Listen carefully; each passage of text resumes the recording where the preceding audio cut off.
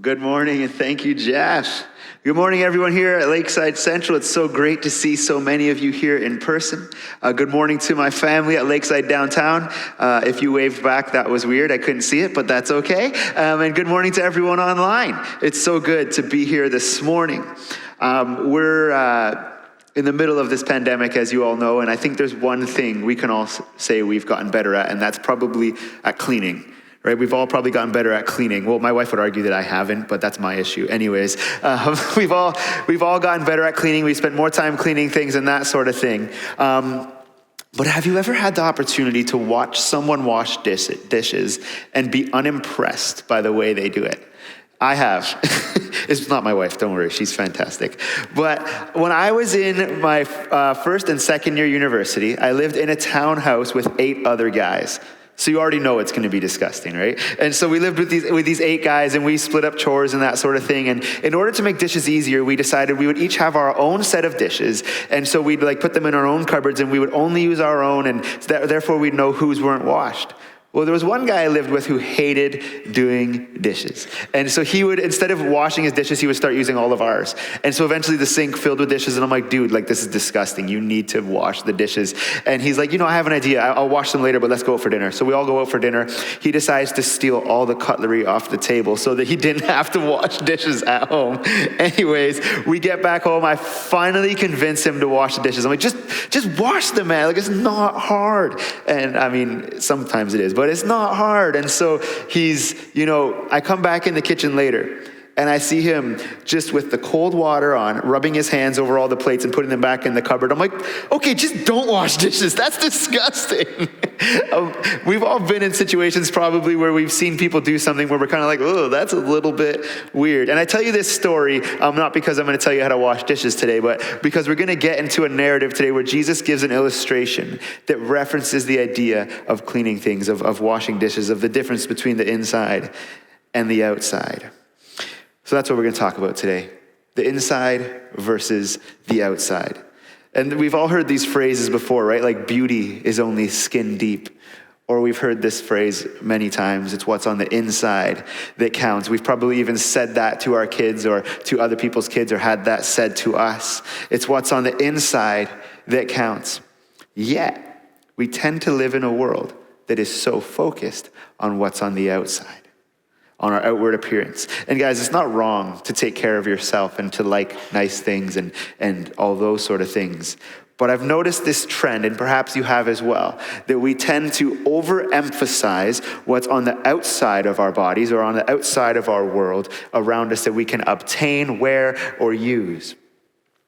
I want you to think about the countless products available for men and for women to make us look right in the morning.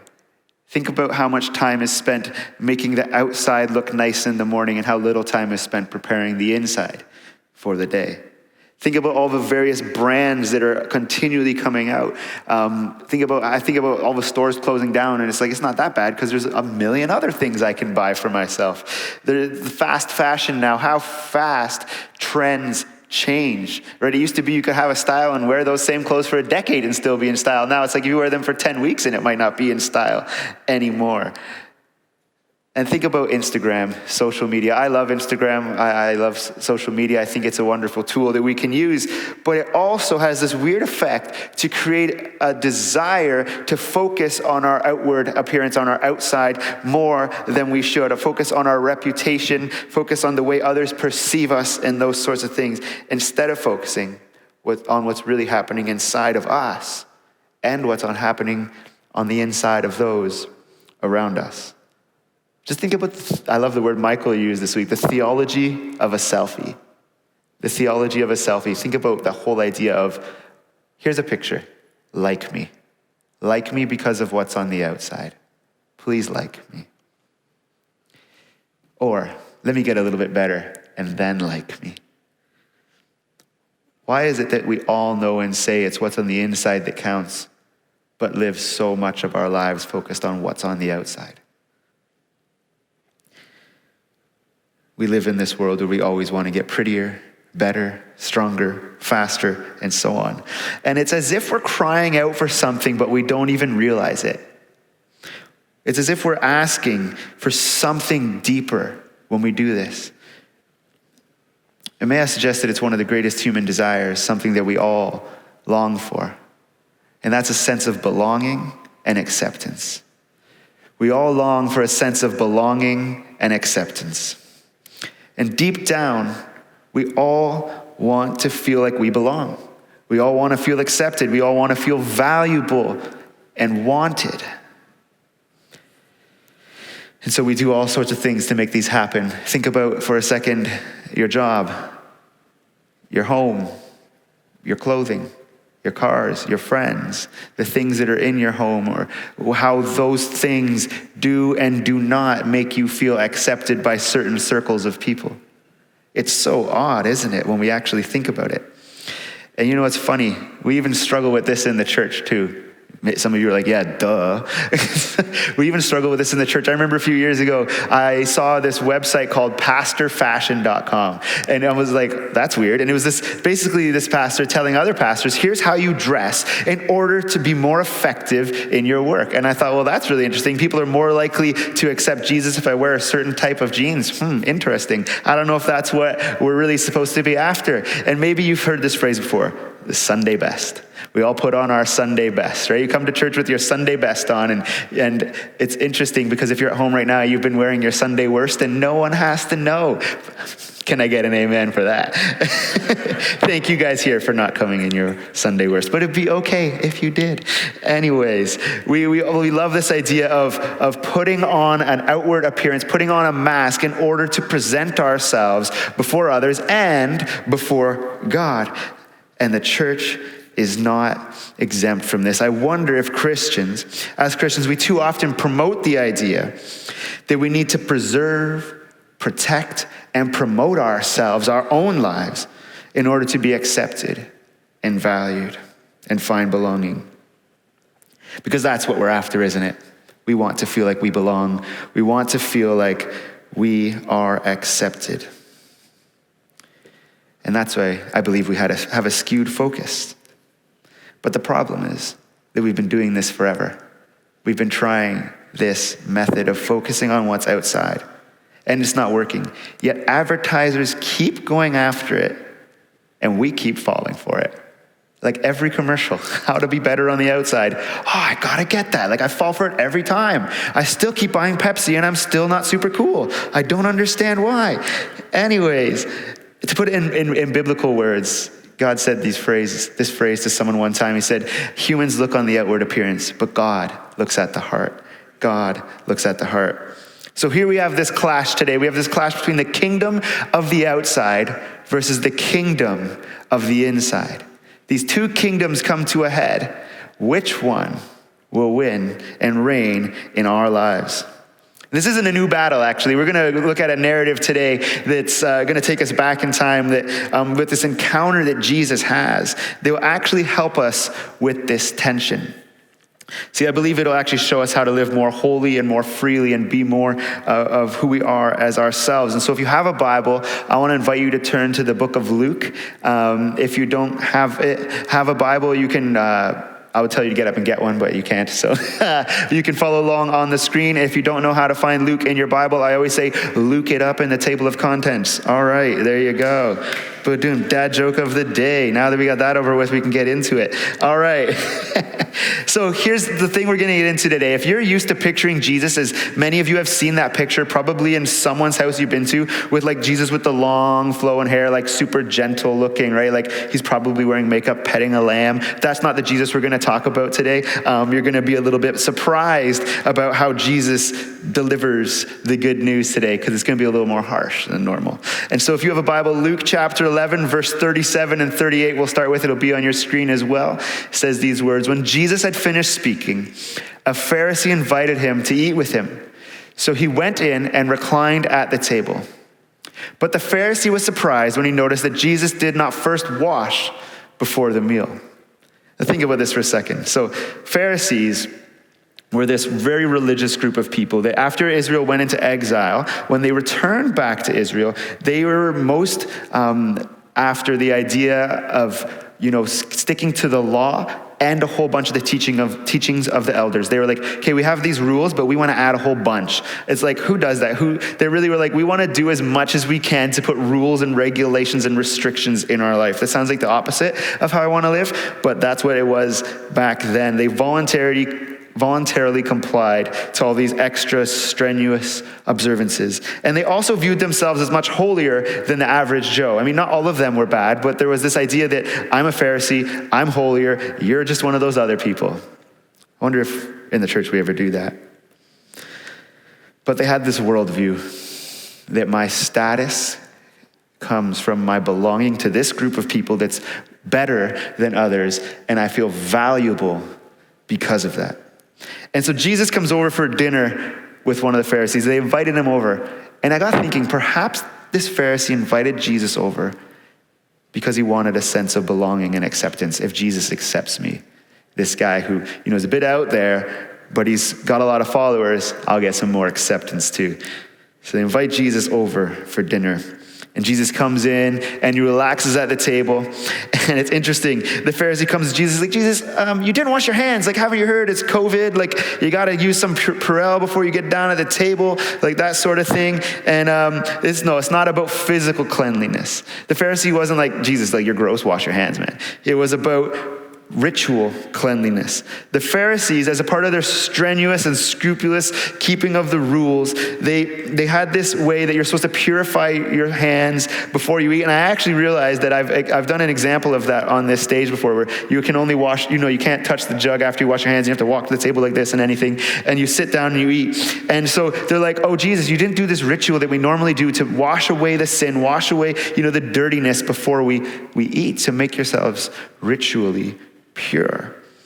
And so I find it kind of interesting because I love how Jesus responds. Look at verse 39 with me. It says, then the Lord said to him, now then, you Pharisee clean the outside of the cup and dish, but inside you are full of greed and wickedness. It's like, could you imagine that for a second? That's a little harsh. I love how Luke, though, starts with the word the Lord, right? Jesus is this defiant person who just walks in and breaks their social etiquette and rules, just sits down at the table, and Luke's like, oh, by the way, he's the Lord. He's defiant, but he's the Lord. And so then Jesus responds to this. I just find that so harsh. Could you imagine you're there, you're the Pharisee, you're like, excuse me, Mr. Christ, Jesus, would you mind washing your hands? And it's like, you know what? You're full of greed and wickedness inside, Mr. Pharisee. It's like, oh, this isn't the lamb-petting Jesus I always thought about growing up. This isn't the Jesus that's on our grandparents' walls. This is the fasten a whip and drive you out of a temple Jesus striking again. And so what's happening here?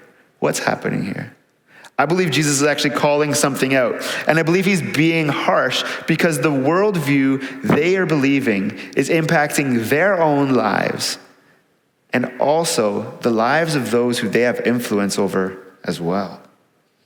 Jesus is giving them a wake-up call. Have you ever received a wake-up call from God? Have you ever been in a place where you felt God speak something into your life that was so true it hurt? Felt like a slap right in the face?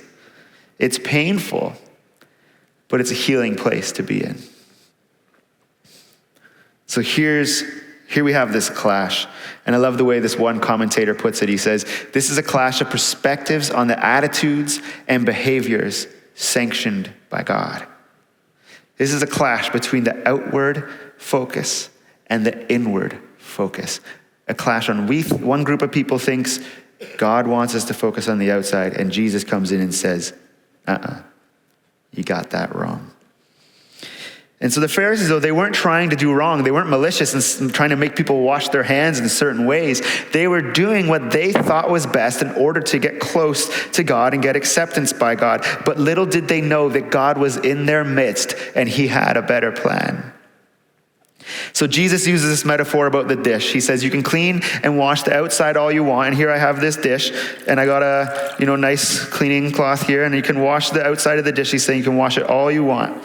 Keep washing it. You can even get more water. You can get some soap. You can buy even that amazing expensive soap, the jumbo jar from Costco. You can wash this jug all you want, but that still doesn't change the fact that inside it's full of dirt and full of garbage.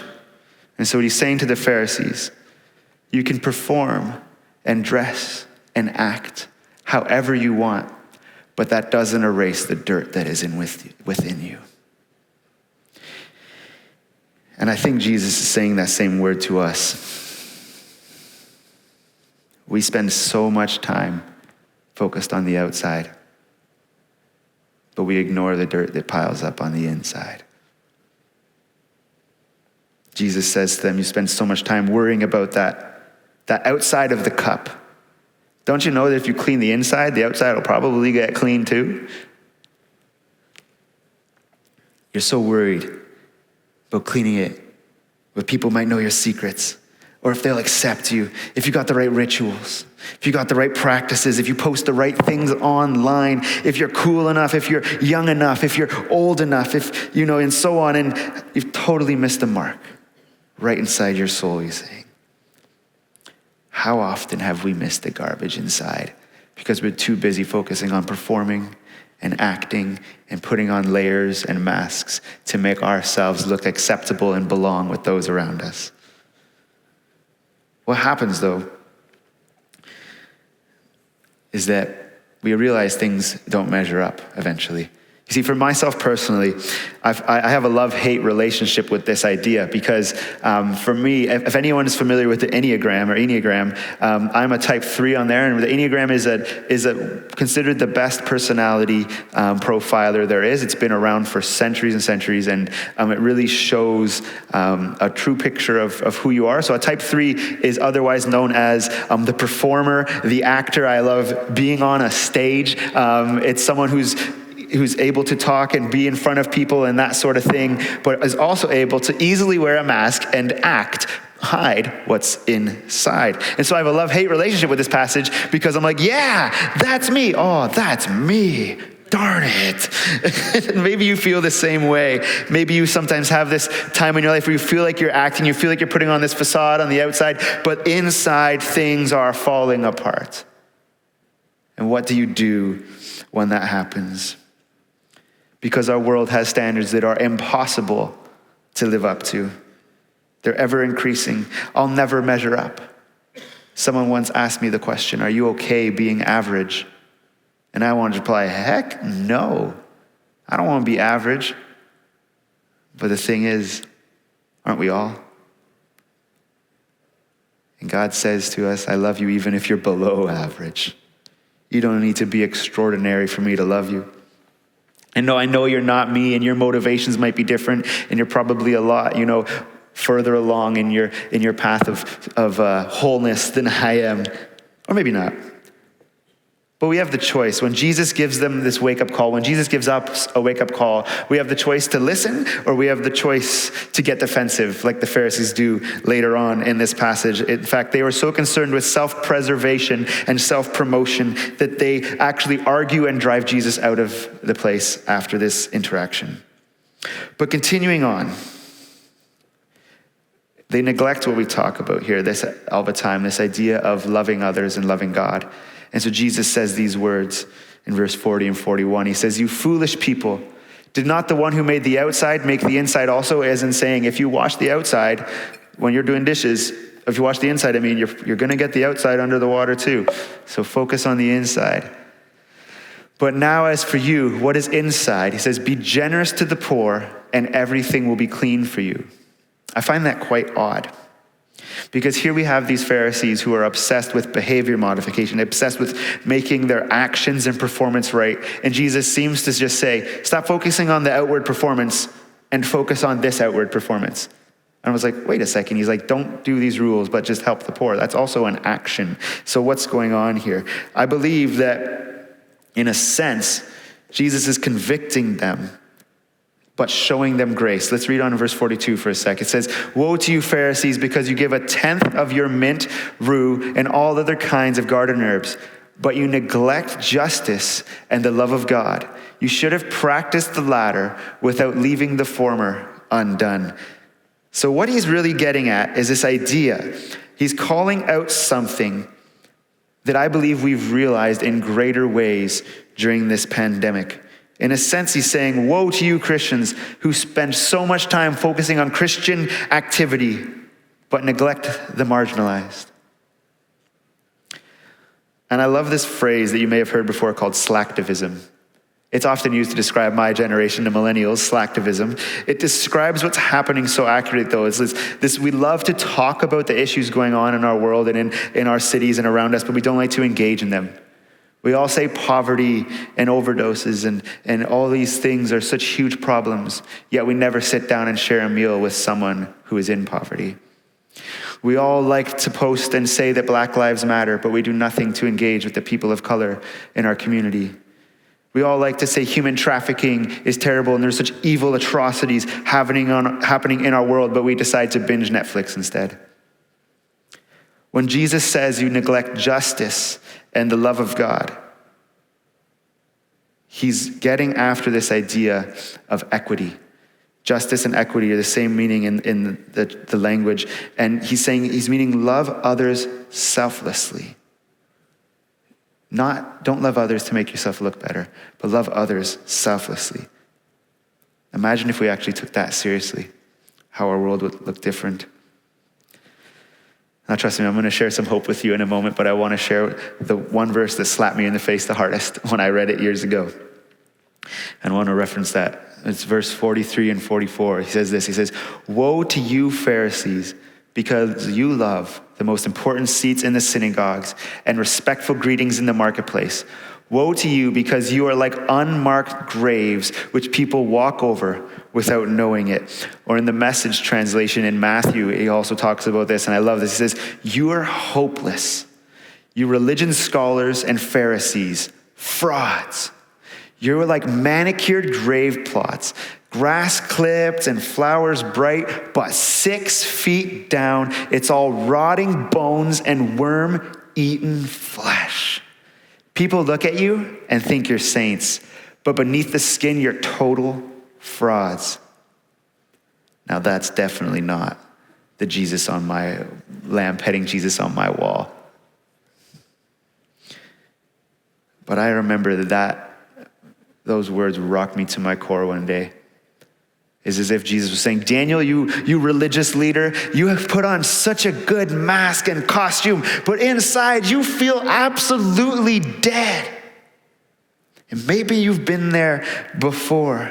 I remember feeling struck down and defeated when I heard those words like, "Jesus, I thought you were nice. I thought it was your kindness that leads me to repentance." You see, these Pharisees wanted the best seats at the table. They were obsessed with this idea of being number one, of self-promotion. And it's interesting, our culture fiercely promotes this idea of making yourself best, promoting yourself. But Jesus takes that foundation right from underneath them. And when he relates them to corpses, it's actually a huge thing because they're so obsessed with ritual cleanliness, and corpses are probably the most unclean thing you can be around. And he's saying, you are trying so hard to be clean, but in fact, you are like rotting bones. Here they are doing everything outwardly possible to gain the acceptance of God. And he's saying it's garbage, it's worthless, it's rubbish. You're still rotting bones on the inside. What if our outward focus is actually putting up something between us and God? What if all of the layers we're trying to build up on the outside to perform right, to please God, are actually putting a barrier between him and our hearts? What if we peeled off those layers, those masks, the fakeness that we hold on to, and stopped trying to perform our way to Jesus, but allowed him to see what's inside, to take hold of what's inside, to transform what's inside? What if we let others do the same thing as well? Because here's the beautiful part of this story. If you look at it closely, you realize that Jesus isn't actually being a huge jerk. He went to the Pharisees' house for dinner. Jesus knew what he was like on the inside. And he came and sat down at the table to engage in an intimate meal. Could you imagine how the evening would have gone? Could you imagine sitting across the table from God because he wants to have a meal with you? But then the Pharisees like, oh, sorry, actually, you didn't perform like I feel like I have to, so therefore we can't have a meal together. He put up a barrier between himself and God. How often do we do that? I have to get things right. I have to do this thing and that thing in order for God to accept me. But God is sitting at a table saying, just sit down and eat with me. I'm here. I want to be invited into your life. I bet after he called them out, he would have stayed too, but they were so quick to hurry him out. And sometimes when we get a slap in the face moment, we want to push God away, but it's as if we need to sit there and say, you know what, that hurts, God, help me heal. Help me heal. So let me ask you a question. Is there anything getting in between you and Jesus? Is there any barriers, any layers you're putting on that is preventing him from truly accessing your heart? I'm just going to invite Abby up. She's going to play some nice chords, and we're going to spend some time reflecting. If you're online or downtown, I invite you to do the same thing as well. We're going to invite the Spirit to just speak to us, to convict us, but also to show us his grace. So is there anything getting in the way? Do you need a wake-up call? Because change hurts. Change hurts. But do you need change in your life? We've been talking about some tough things the past few weeks, and maybe there is a need for some change in your life wherever you find yourself today. Maybe you need to drop this self-preservation and realize that you already belong to him. Stop trying so hard to preserve what you have and just release it to him.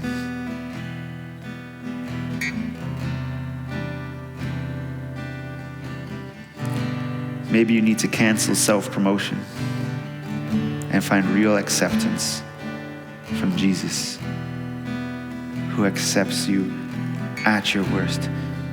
He sees this dirt and he says, that's nothing I can't clean. In fact, that's nothing I haven't already cleaned.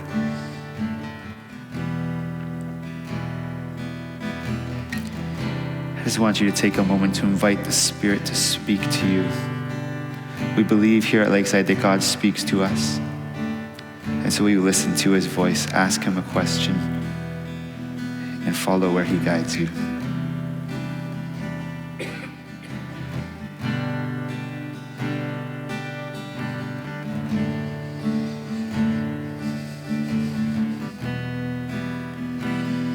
I want you to imagine for a second that Jesus is coming to your house for dinner. Did you immediately think, oh man, I gotta clean up?